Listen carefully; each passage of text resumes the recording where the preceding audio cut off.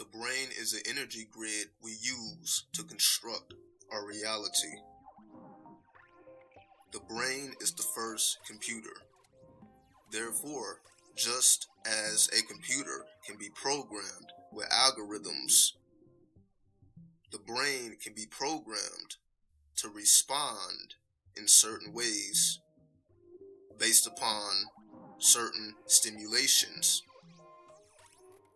You can train your mind to respond however you choose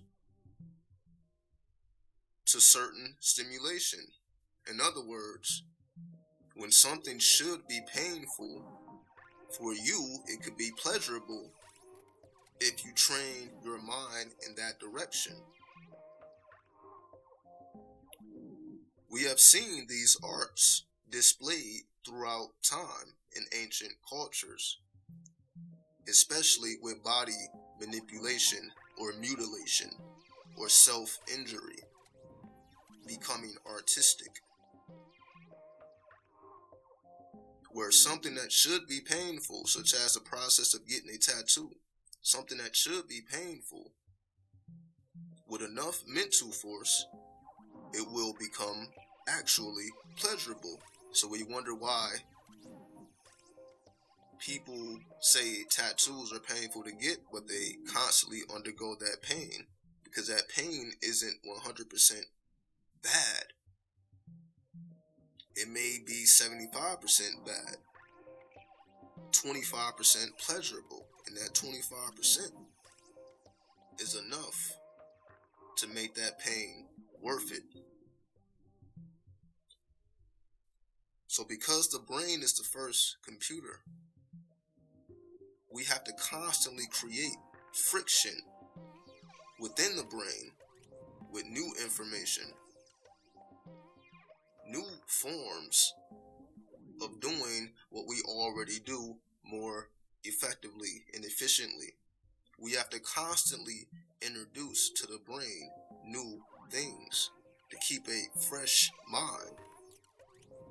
Because if that's not the case, the mind will begin to become more and more solid, as they say, become stuck in its ways. The brain must continue to remain fluid. The more fluid the brain is, the more receptive you are to new forms of thought. Because we are constantly being shown new forms of doing what we have always done, just better. So we must program the brain as the first computer to respond in pleasurable ways instead of painful ways, so that reality as we know it, all of the so-called bad things that cause discomfort, won't necessarily cause discomfort for you with a properly trained mind. So you start to view reality differently. And that difference of perspective creates a movement in the mind that can be amplified. And the amplification of that sound will soon materialize, as sound creates matter.